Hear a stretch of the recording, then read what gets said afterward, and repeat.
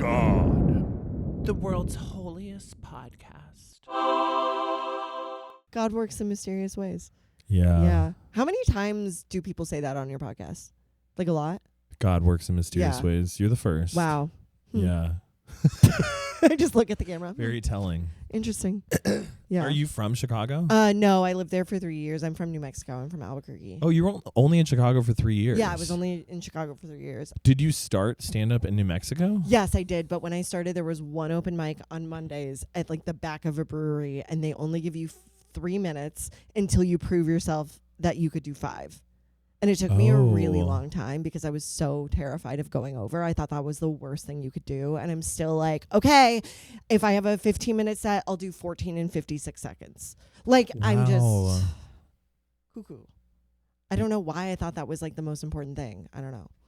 Right. You need to, not to sound so progressive, but you need to let yourself have more space. Yeah. No, I was just like so tight. You were terrified of being late to this podcast, and I was like, we're chilling. Yeah, no, I was like, it's 12:41. You're like, they're firing me. They found another guest. Yeah, they were got like, someone off the street. Canceling Jamie tonight. Anya's going to be the guest. It's okay. No, you're good. I like to be punctual to a fault. That's good. You don't relate.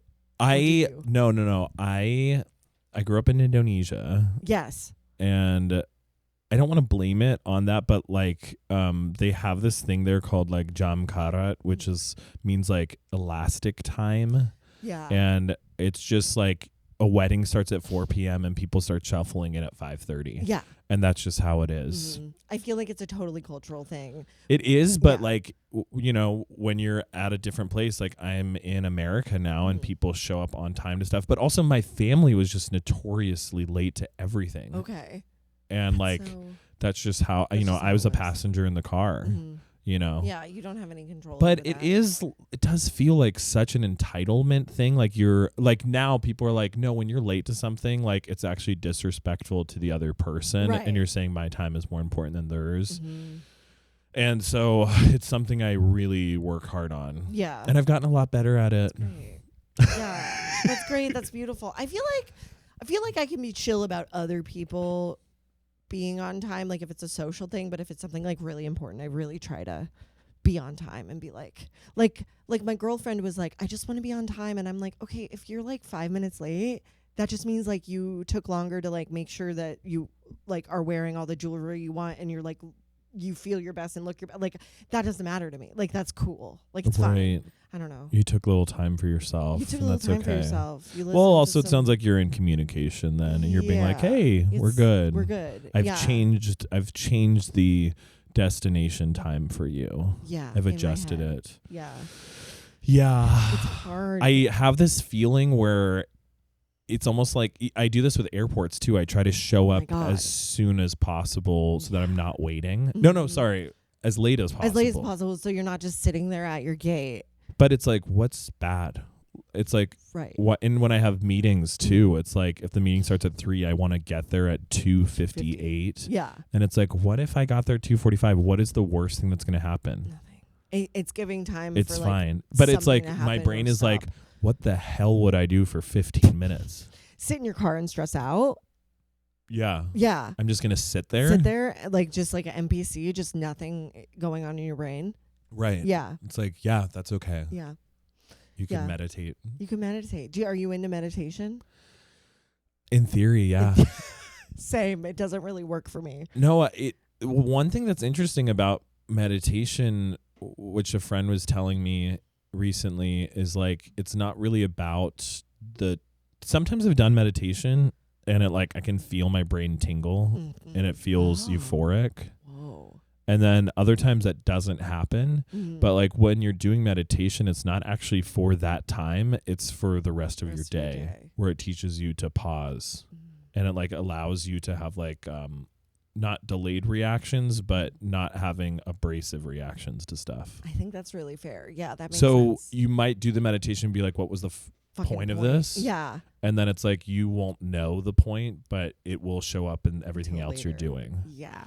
I will meditate for like 2 minutes in the morning. That's really great. But I used to get stressed. Yeah. I remember I was dating a guy and I was like, I should be meditating for 10 minutes every day. And he was like, stop putting that on yourself. He's like, Yeah, you don't it's have not to. realistic. Yeah. If you're not going to do it, why don't you set a timer for a minute? Yeah. And even literally, like, when I wake up in the morning, I hit my knees and I'll meditate for a minute or 2 minutes, and it changes my whole day. That's great. Okay, maybe I should try that. Like, because Do 1 to it. 2 minutes isn't so scary. It's just like 10 feels scary.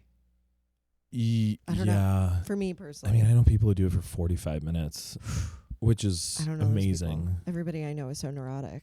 I did the David Lynch Foundation Transcendental Meditation. Oh, really? He like gave me a mantra and everything. It was like a 3-day course. Okay. Did you And like go somewhere to do it, or the was David it Lynch at home? Foundation in Los Angeles? Oh, that's like a building. Sorry. I didn't Yeah, know yeah. about I think that. there's 2 locations for it. Cool. But David Lynch was a huge. really into meditation. Yeah. He said he never missed a day during his life, and he would do at least 2 20-minute sessions. Wow. And that was like what you're supposed to do, but he never missed a day. So he set up a whole foundation because of how powerful it was. Wow. Are you familiar with transcendental meditation? I don't know the difference between the kinds. I don't know a bunch of kinds, but transcendental is you get a mantra. Oh, okay. And you just And like repeat you're that? assigned a mantra based on information that you've given to whoever's teaching you how to Mhm. do it. Okay. But during the meditation, you repeat the mantra over and over again. And a big part of it is like whatever is coming in and out, like you're not fighting that. You're just letting it happen. Like say your mind wanders off. It's like you don't get mad at yourself for that. Mhm. You just go back to the mantra. Yeah. It's just It's like really self-acceptance and building like. Yeah. And then like, hearing David Lynch did it every day, you're like, he's so cool. He's so fucking cool. One of our greatest cigarette smokers. Did he an smoke until ally. he died? I think he It looks did. like it. I mean, he got Not emphysema. physically. No, but just Based on, like, spiritually. when I think of him, he's smoking a cigarette. 100%. He did get emphysema towards the end of his life, and he said that he felt like he was breathing through a straw, and he was like would get like winded walking across the room, Okay. which is so. It's giving that's- Sammy picking up a chair. It's giving Sammy picking up a chair, 100%. Yeah, and when my asthma was like really bad, I would think about him all the time. I'm like, okay, hopefully this isn't the rest of my life. I'm like in my 30s. In like a bad way. You're like, am I breathing through a straw? Am I literally breathing through David Lynch's straw? Did he pass that down to me spiritually? I hope not. Yeah, I think knowing, like, even going to the David Lynch Foundation Mhm. and doing that stuff, it's like encourages me to be like, okay, Okay. if he has a spiritual practice that he does and he makes amazing art, Yeah. but it just kind of trains you to like be in acceptance with whatever is going on. I think that's really And then awesome. also, I mean, the scariest thing that any human can do, which I'm so guilty of, is waking up and looking at your cell phone first thing in the morning. It's like the worst thing for your brain because Yeah. you're immediately reacting. Yeah.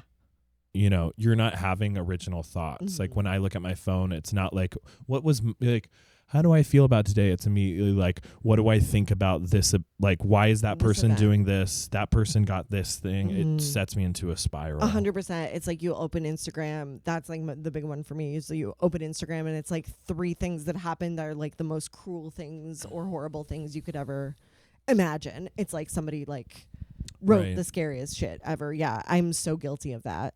So I literally try to hit my knees in the morning Yeah. and I will pray and then I will meditate for like 2 minutes. That's incredible. Wow. I guess so. No, like I think that's like a good discipline to have. Like I'm just like not that disciplined at this juncture. But literally I'll do it. I will literally set a timer for 1 minute That's amazing. and just like those 2 minutes will change my day. That's incredible. Okay, I need to try this. The closest thing I have is I will go to yoga like 3 times a week now, Oh, that's which great. is great because I mean they lead you in meditation stuff, and Yeah. it's huge. And since I've been doing it for the last 2 months, I can do push-ups now. I can do at least a couple push-ups. Oh, it's made you a lot stronger. It makes you stronger, and it's good for your, I assume, lungs. I don't know. I think it's good for everything. It's good for everything. Yeah. I have like such a distinct memory of like my good friend in college.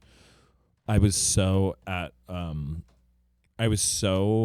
not in acceptance of myself. I was like severely closeted. Mhm.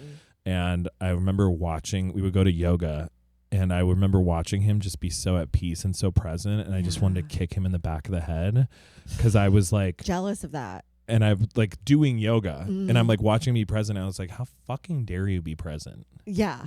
I'm like, I am in so much pain and turmoil. You should be spiraling, right? You know, Yeah, you should be spiraling right now. This is why closeted people do insane things. 100%. Because they want everyone else to experience the pain that they're feeling. Yeah, because they just like, it's just so hard to see other people to bear. living in acceptance or being happy with themselves is very painful. And I feel like a lot of queer people like do really benefit from like meditation, because it's like a journey for each of us to accept ourselves, like, because we live in this society or whatever. Like, I just think it's like, do you know what I'm saying? Yeah. Or it's kind of trite, but I don't know. Yeah, it's really painful when you're closeted to see somebody like living so free. Are you pan or? I'm bisexual. Okay. Just because I said pan because I'm so progressive. I know, you're literally like, so progressive. No one is bi anymore. Everyone's like it's pan or demi. Demi, romantic, transsexual. I don't know the difference between pan and demi. Oh, okay. So demisexual is like, it's like, okay, it's like on, because there's like asexual. Demi Lovato. I love Demi Lovato. Demi Lovato, come back to us. I'm Ariana sexual. So stupid. So beautiful. So it's like asexual, demisexual, and then like sexual, I guess. You know what I mean? So it's like on the spectrum. Oh, asexual, demisexual. So yeah, so it's like if there's like straight to gay, there's like asexual, demisexual, like sexual, I guess. Oh, okay. Yeah, so like it's just like somewhere in between asexual and then I don't know what the. So it's not a large prioritization of physical sex. Yeah. Or it's like, or they more have like about the emotional bond. Why did I think demisexual was about the brain? You have an intellectual Maybe connection. It actually is. Maybe it is actually that. Maybe I lied. Maybe you don't know what the hell you're Maybe I don't know what I'm talking about. As a bisexual, I don't know what I'm talking about. Okay. Yeah, bisexual, non-binary, transmasc is my sort of slew of identity. Yeah. Nice. Yeah. What about you? Gay? Just standard issue. What about you? Gay? What are you, gay? I started hate criming you on your own podcast. Yeah, I guess that's it. Yeah. Yeah, gay. I have been this is so funny I'm saying I have been as if anything has happened. No, I was so set on like marrying a woman for so much of my life. Yeah. That was like I felt so much pressure to do that and to be attracted to women that I think I like shut off that part of my brain for so long. Yeah. And I feel like in recent years, as I've accepted myself more, I feel like I am like, in theory, I think I just have like a much more loving and open like mind to like romantic relationships. Yeah.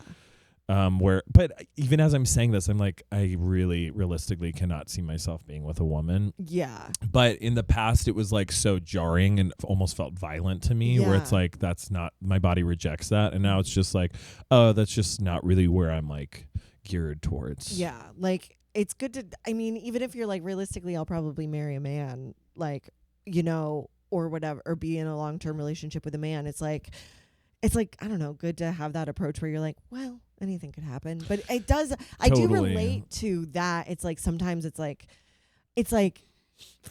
the like reaction of like, that feels violent to me. Like, just like the idea of the woman or whatever. Like when someone, I know other gay guys where it's like, if you mention being with a woman, they're like vomiting. They're like, ew, pussy, it's gross. And it's like, I don't know. Balls aren't more like I don't know I really what want you those think dried you're up doing, raisins sir. in my face. What? Like, yeah, no. I'm good. I kind of feel the same way about like I'm bisexual, but like Jake Knoll actually has a really funny joke where they go, I guess I'm bisexual, but to what end? Like, you know, like, you know what I mean? It's like, yeah, I don't know. I think women, I don't really know what men, what men would find about me attractive. Like, I don't think I'm for them, and I don't know if they're for me. Oh, well, that's an interesting approach. Yeah, like, I don't like a straight man, no, obviously. A bisexual man, maybe. Oh, really? A straight man, no. Like, I don't have tits. You know, like, I don't have. I have nothing to offer for them. I'm not. I am Sydney Sweeney's arch nemesis. Absolutely, I think we should fight.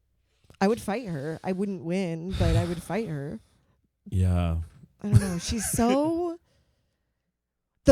one of the most offensive things about her to me is that she's just so bland with it. Just stand in your truth and be like gross and like racist. She's just not. She's just like, yeah, it's whatever, and her hair is like tucked into her jacket. It's like, I don't know. I don't have strong opinions on her. I just think she's boring with it. I bet that she's actually pretty like chill in person. I can only imagine that she's actually probably a little chill. Like, I feel like anyone who has met her has been like, yeah, she's a sweet girl. Yeah. Yeah. I bet that's what Amanda Seyfried thinks. I know. Like, that's why I'm saying it, because I'm literally thinking about their press tour for The Housemaid. Yeah. Which they look like twins. They do look like twins. And Amanda Seyfried is just a little freak. I love her. I love her too. She seems fantastic. She's great. I was like a COVID PA when they had those on the like Dropout show where she played Elizabeth Holmes. She was lovely, but also like a freak. And it's great. She's great. Yeah. Who would have thought that she would be like the most successful one out of the Mean Girls? Truly. Because like that Lacey Chabert is just like in Hallmark movies. She's the queen of Christmas Hallmark movies. She really is. What's her... She's Gretchen Wieners. Yeah, she's Gretchen Wieners. And then like Lindsay Lohan, I mean... Lindsay Lohan, major comeback. Her work but looks also crazy she's and good. the queen of Hallmark Netflix movies. Did you see that movie? No. I thought it was really the Christmas one? The Christmas one of Lindsay Lohan? Yeah. I thought it was where so her funny. gay best friend like ends up with the other gay guy at the end. Yeah. Yeah, it was cute. It was cute. I think she's such a funny comedic actress. Yeah, she's great. She's great. And then her. Rachel McAdams has done some cool things. She's done some cool things. We love Rachel McAdams. She was in Spotlight. That was a Best Picture winner. I've never seen that. It was about abuse in the Catholic Church. Well, yeah. Kind of a snooze alert. And more like, tell us something that's new. I know. Yeah. I was like, groundbreaking. Incredible. Priests are pedophiles and they get relocated. Known that since I was a kid. Yeah, 100%. And then Lizzie Kaplan has been in some really great shows. Yeah, Party Down. She's incredible in. What was she? Masters of Sex? I haven't seen that.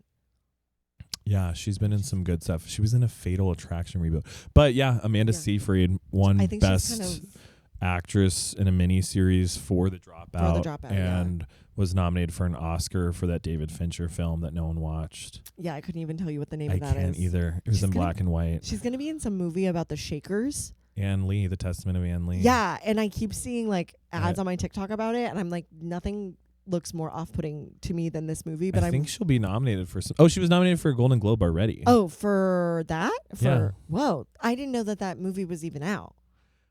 Probably like super limited release. Oh, okay. So not coming to LA anytime soon. Very soon. No, that was a joke. Yeah, okay. But it wasn't good. I don't know. I haven't seen it. It's a musical. No, I'm saying my joke wasn't good. It is a musical. Yeah, she has to sing. Yeah, the joke was bad. Yeah, the joke was not good. That's okay. I accept it. I've never been to New Mexico. It's beautiful. It's weird. It's a very Catholic state. Did you grow up Catholic? My mom is Catholic. My dad is like some kind of Protestant. Are they still together? No, very long divorce. How old were you when they got divorced? Like 18, but my dad did sleep in the computer room since I was like in middle school. So it was just like the computer room. Yeah, remember the computer room? I do. I loved the computer room. It was cool. Loved to be on Neopets, fanfiction.net, stuff like that. I can't even remember what it was called, but it was like a fully like blue screen, and there were like a few like numbers up top where I had to like hit enter to get to the main page of stuff. Yeah. On our like on the PC. Beige desktops. Mm-hmm. Gorgeous. Yeah. Some of my earliest memories on that in the computer room. With those damn floppy disks. Did you ever play Where in Time is Carmen Sandiego? I never really played that, but I always played like Freddy the Fish and like Pajama Sam. Did you ever play those? Yes. Learning games. Or Backyard Baseball. I loved Backyard Baseball. I was obsessed with Backyard Baseball. Huge fan. Yeah, Pablo. Pablo? Do you remember him? No, I don't. The little kid with the baseball hat. He was always the fastest runner. I don't remember Pablo, but I'm obsessed with him. He was like the fastest one in all the sports. Backyard basketball, backyard baseball, backyard football. So funny. And maybe backyard soccer. Backyard soccer. I only played baseball. I didn't have the soccer or the basketball. That was the first one. Yeah. It was incredible. Wow, I guess I've been a baseball fan for a long time. Who's your team? I dated a guy who was a huge Dodgers fan, and he would take me to Dodgers games. Yeah. And I famously got a Dodgers tattoo on your arm. on my arm when I could feel that he was no longer interested in me. Yeah. Just to try to get him back, or to get him to love you again, or just for yourself. I liked it, and I still like it. I mean, it says LA. I've been here for this is my home. How long have you been here? 20 years? 12. 12. Wow. Yeah. I mean, I was in Chicago. Not really. I was in Wheaton. Wheaton College. Oh, cool. I went there for college. Yeah. Do you know Wheaton? No, I don't. I was trying to act like I did, but I don't. It's like 20 minutes from Chicago. Like by car or metro? By car. Okay, cool. Yeah, maybe by metro as well. Yeah. It's a small, super white suburb. Mm-hmm. Yeah. Illinois has many of those. Yeah, I went to college there, and then I have a lot of friends who still live in Chicago. Yeah, I love Chicago. But then I moved to LA when I graduated. Beautiful. So did you grow up Catholic? I didn't grow up like super Catholic. I was like baptized as Catholic, and I went to like a Catholic school for 1 year, and then my parents were like, this is too expensive. You have to go to public school. So we didn't have like a big practice of like going to church except for like Easter when my dad would How make old us were go. you when you got baptized? Like a baby. Oh, like, okay. So I have like the poofy dress photo. Gotcha. Yeah. When they like throw water on you or yeah, something. they dunk you, and then now I can't go to hell or whatever, But I was So never like cool. confirmed, like, so I don't have like the Oh, Catholic. you don't have the other name. I don't have the middle name, and I can't eat the bread or whatever at mass. But I do think being Catholic is like back in such a way in our culture now. I was just saying that. I feel about it. I was just saying that it is super back. It's really back, and I feel like, well, I feel like it's back for weird reasons. I mean, honestly, the reason that I think it's super back is, which I don't even know if this is a good barometer. Yeah. But just because Dasha is Catholic now. Yeah. Dasha and JD Vance. It's like a alt-right thing. Is JD Vance Catholic? Yeah, he converted to Catholicism, which I think is one of the weirdest things somebody can do. It feels like a really trendy thing that's happening. Right, and you can like and I'm like literally feeling called to jump on the trend because I'm like, really? Is this cool? Well, Catholicism is cool. You get to like pray to Saint Anthony when you like lose stuff, which is cool. Like I don't really have that like cultural like tie to it, but I think that it's like kind of a cunty religion. Like it's like the little dresses, like stained glass, like all the candles. It's pretty, like, the and then kneeling. I didn't even think about all the saints. Yeah, all the There's saints. a saints is so for cool. fucking everything. For everything. It's like Pokemon of religion. 100%. Like all of them have jobs. Like Joan of Arc is one. Like, and that's cool. So all the lesbians can be like, my middle name is Joan. Like there's something for everybody in Catholicism. Damn. They also that sounds fun. I mean, I want to figure fun. out, and I definitely want to get a necklace with one of the saints that like really resonates with me. Absolutely, It feels you should. very like astrology. It does feel like astrology. It does feel like a combo between like witchcraft and Christianity.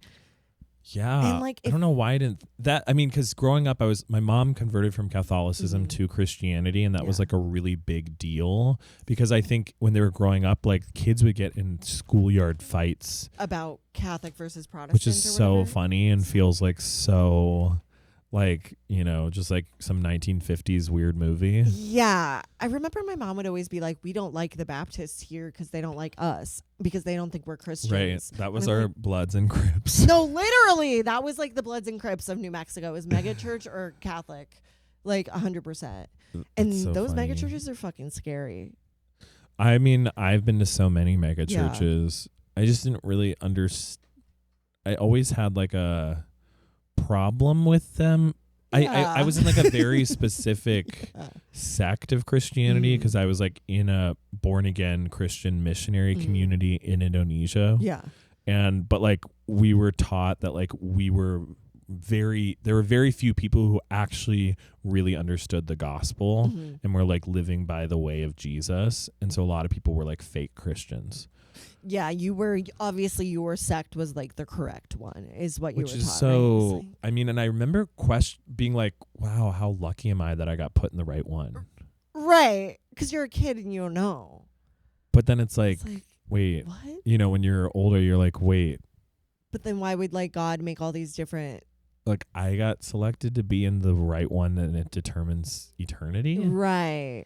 And I was That's the always, I fishing mean, part. I would turn a blind eye to stuff because I was like, if this is like, why are there so many sects, like Right. hundreds of sects of Christianity? And you can't ask any questions, or the Christians go, God works in, that's not for us to understand. And it's like, you should Yeah. have thought about this. It didn't make sense. It seemed No. like if this was true, that like it would be a lot more obvious. And I get in Yeah. this argument with people sometimes. I don't know, more of a discussion than an argument, but I'm just like, I'm open to believing in truth and what is true, but based on what I know and the evidence that's been given to me, I can't say that these things are true. No, I think nobody can. And I think that's kind of the human condition of just like, there's one truth, is that we're all going to die and nobody knows what happens after. You know, No one literally knows. I mean, we can ask the people who had like near death experiences and came back, but even those accounts are so different. Like there's ones that are like, there's fucking nothing. And then there's ones that's like, I saw my grandma.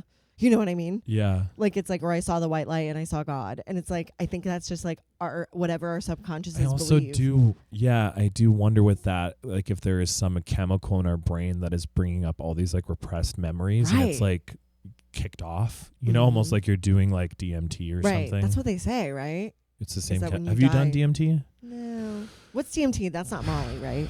No. No, Molly is MDMA. Yeah. I'm such a nerd. I don't really do drugs. I didn't. Really? Yeah. I can't smoke weed, gives me panic attacks. I do Molly, makes me anxious. Like I just Coke is fun. Really? Kinda, but Maybe I it don't would really help. do it. Bring me down? Yeah. No. I'm like way more chattery. I feel like you're already way too chattery. I know. I'm sorry. I'm taking over your podcast. I'm a terrible guest. I was like, Sammy on Coke seems insane. Not good. Nobody liked it. So You've never nobody done gives me- Molly? I've done Molly like twice when I went and saw Charlie XCX. Of course. A+, Ketchup was there, and Tate McRae, which is weird. Was it the Sweat Tour Yeah. with Troye Sivan? That was really fun. I wish I went. That seemed fun. It was really fun. I'm So such a fucking hater. You're a hater? My Charles? new thing is I'm not being a hater. Like I'm done being a hater. Like I'm selling out. I want to be mainstream. But Yeah. I saw Charlie XCX in 2012 at Shuba's. You know Shuba's. I know in Shubas. Chicago. I love Shubas. I think it's great. Great open mic that was up in that. So I saw her in attic. 2012 at Shuba's. This band called Kitten was opening for her, and me and my best friend went, and then we like went to an after party at someone's like cool apartment, and it was like me and Charlie and Kitten and my best friend, and we were like in the corner being like, this is crazy, we're hanging out with Charlie. But I was like, no one knew who she was at that point. So your hater Asian is coming from the fact that like you're like, It's I so already annoying. did this. It's You're just, like, I was there. I've followed her ever since then, and I've always been a huge fan. Right. And now, like when Brat came out, everyone was obsessed with her. Right. And so when I was like, oh my God, I love Charlie, they're like, oh my God, me too. She's Brat. And I'm Yeah. like, no, actually, nuclear she- seasons, you like what actually I like. don't know Like what you're just, talking about. Yeah. I guess I felt like weirdly possessive of like, now I'm like in this weird boat of like, it felt like to say that I love her seems like I'm jumping on a trend where it's Right. like, I've been like writing for her since I Forever. was 18 years old. I mean, I think that like when people are like, yeah, I love Charlie XCX Brat, I think that you could use that as an opportunity to drop knowledge and be like, you're a poser. Not to tell them that, but just be like, yeah, I was there in a basement. It's Chicago, so annoying to 2012. be that person. I know, it's bad. You shouldn't be. So I'm done being a hater. Yeah, I think that's I want to beautiful. embrace it, and if I like something that is mainstream, then that's awesome. okay. I'm going to big blockbusters now. Beautiful. You're like all I'm in listening on to Marvel. Tate McRae. My most listened to That's great. song this year was Sports Car, Sports Car by Tate McRae. which is I crazy. think Diet Pepsi was pretty high on my list this year. Okay. Yeah. Yeah, that's fair. Yeah. No Taylor Swift. But in my I'm top like, 5. no, if you love it and it makes you happy, Yeah. great. I'm trying also not to be such a hater It's- too. It's Exhausting. It's old. It's exhausting. It's old. It means that you're sad. Like you're like it makes you. It's kind of like a cycle. It's like I I'm unhappy. can't So I'm being a contribute hater. to this at all. Oh, I spent so much of my life hating things and hating myself that I'm like, yeah. if you like Taylor Swift, that's awesome. And I do, but I'm she's glad on thin it ice works with for me you. right now. She's on fucking thin ice. If she marries that man, I'm done. Really? I don't know. I don't know what's up with him. Well, the album this year was bad. And it was just so straight in this way that was troubling.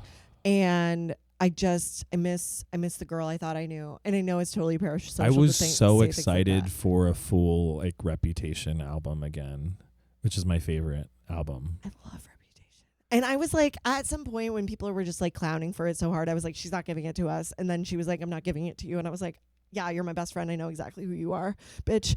But yeah, I wanted Reputation. I wanted those vault tracks. I wanted the whole thing, the whole aesthetic. I wanted her to change her grid. Yeah.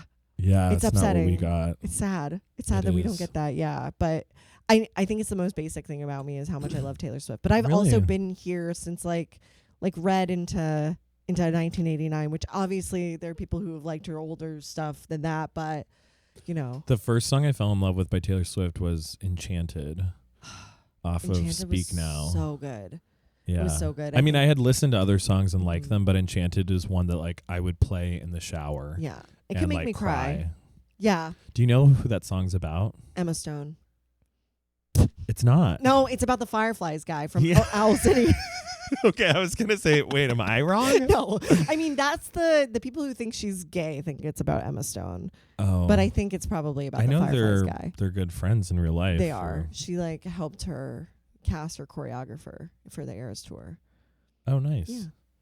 That's kind of crazy that, and then she never dated him. She was just like, no, but I think it's just like that thing where she saw him at a party and she had a feeling. And she's like, I'm writing a song based on this feeling. That's so beautiful. And that's like what, that's how her art works. That is, which is really cool. I think it is really cool to be able to be like, okay, let me hone in on this moment and blow it up to one of the most beautiful love songs of our time. Right. I don't know. And it's literally someone she barely has a connection to. Yeah. It's an incredible skill. Yeah. I wish I could write songs. I just feel like it's... You can. I guess that's true. You really can. Yeah. If you believe it. Yeah. So you... So I was... Sorry, that was bad of me. That's bad etiquette. What? I don't know. I just feel like I interrupted you. No, Apologies. I'm trying to get back on track with God. Great. Let's in talk about so many Lord. ways. Do you I mean, I feel like you've already answered my questions. You feel like no one knows what happens when you die. I feel like no one knows what happens when you die. I do believe in like past lives because there are people I feel like a connection to that I've met. I'm like, oh, we did this before. Yeah. I do think that I go back and forth between past lives and or we get reincarnated. Like we're all each other at some point. Like I think there's time is infinite, and it's like it helps me like stay empathetic with people. We are all each other at some point. At some point, we're all each other. Like I think That's like one life I was Jordan in the booth. One life he was me. Which sorry, buddy, bad time for parts of it. But that's like a very empathetic way of looking at things. Yeah. That also means like at one point you were Puff Daddy. That's a bummer.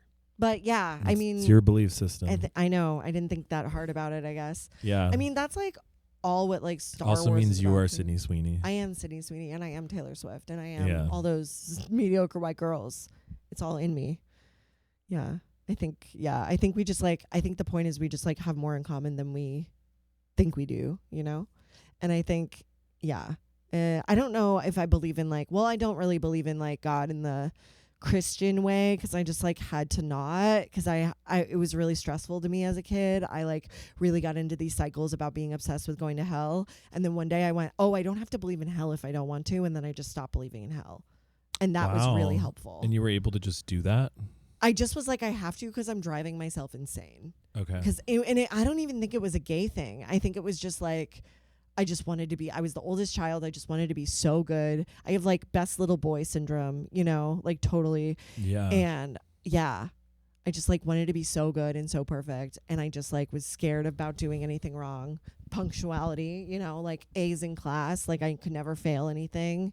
Yeah, I would get into cycles where I would, it would prohibit me from doing anything because I was worried that what I was doing was wrong. Yeah, total like perfectionist stuff, huh? And so it would like, I would make no actions because I was worried my actions were going to send me to hell. 100%. And I was like, this isn't a practical way to live life. I have to be able to move and say to God, I'm going to do things and it might be a mistake and I'll have to figure that out. Yeah, it might result in sin or a mistake. And that's like. That's how it was when I had sex for the first time. Yeah.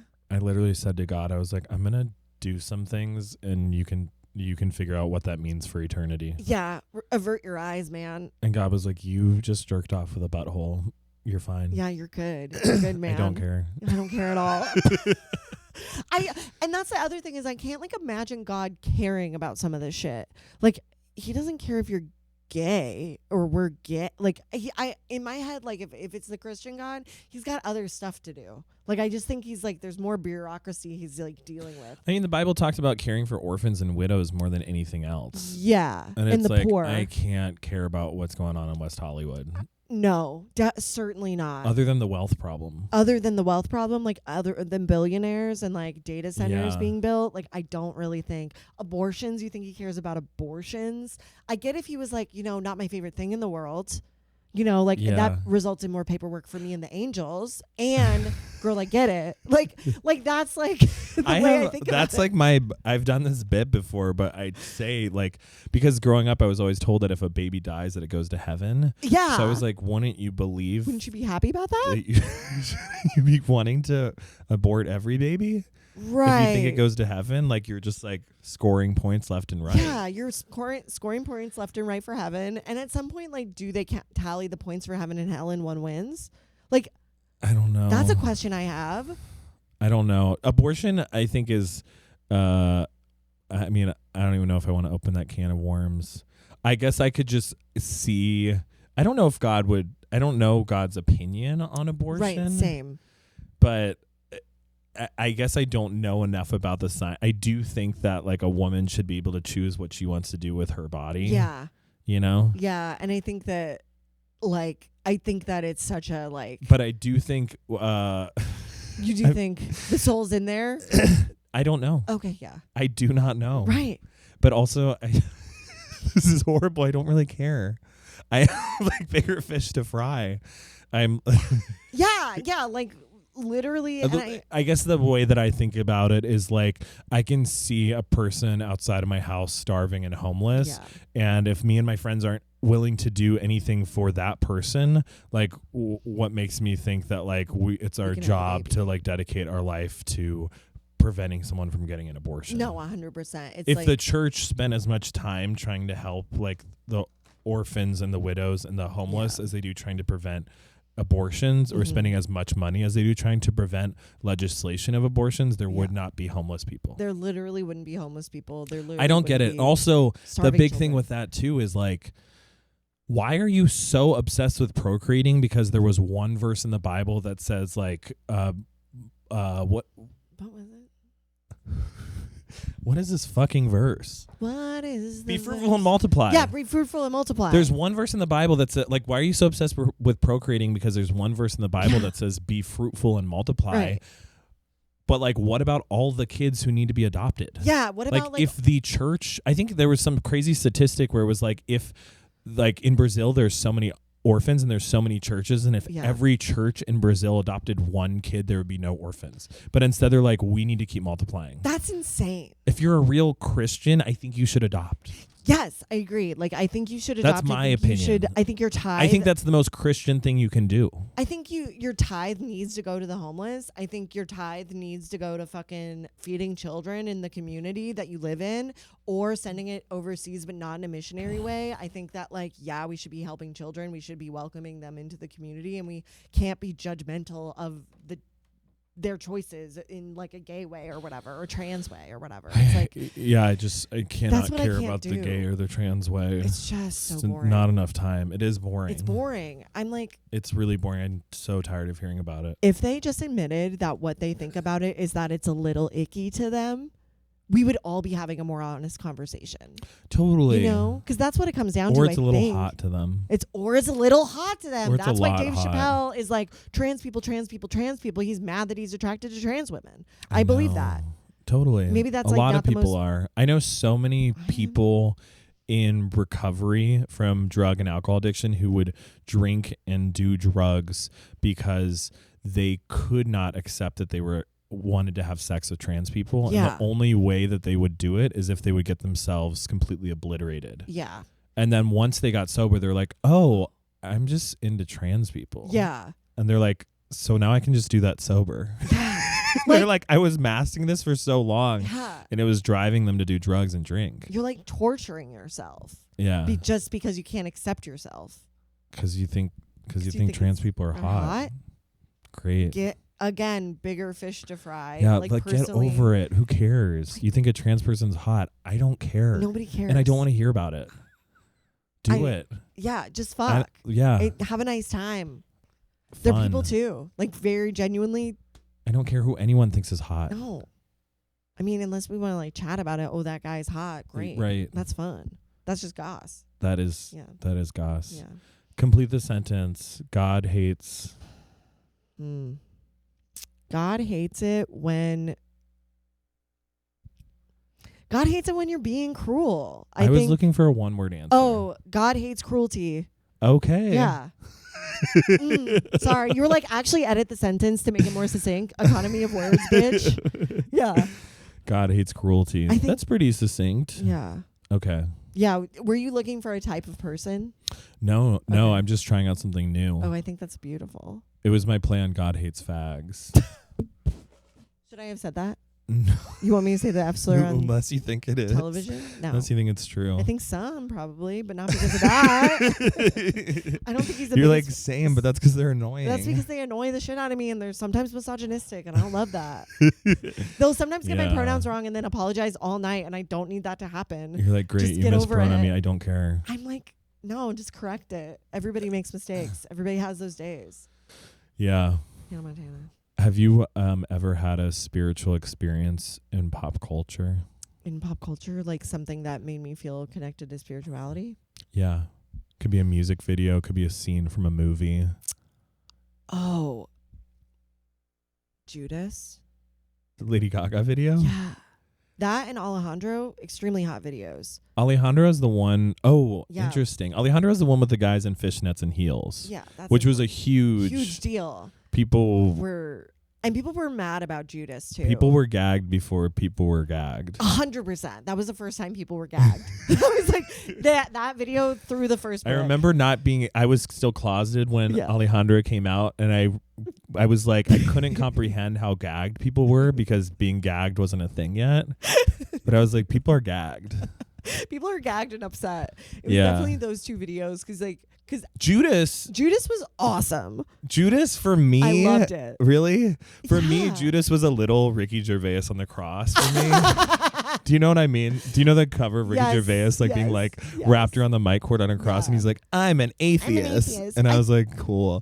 For that, I was like, okay, she's really like, she's heavy-handed. That's Stefani. You know what I mean? Like, that's not. She's being heavy-handed. She's like, well, look what you made me do. Like, okay. Yeah. She was doing look what you made me do before Taylor.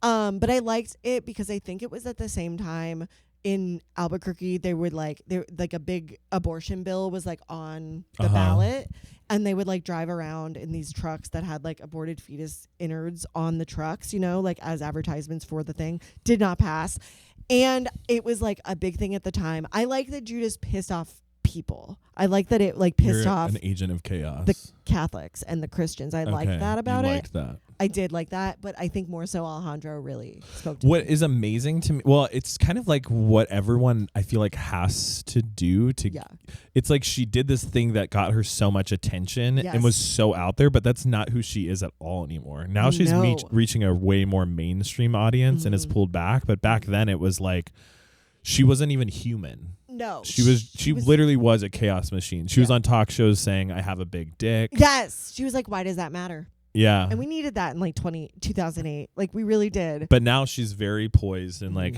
you know, it feels very human. Yeah. Now she feels very human to you? In a way, I feel like she's pulled back. My thoughts are that Lady Gaga has been able to come full circle where like in the past it was all shock value. Yes. You know, meat dress, Judas music video, saying she has a huge cock, paparazzi, bleeding on stage. Everything was like a stunt, and it was like, what's she going to do next? What's she going to do next? What's she going to do next?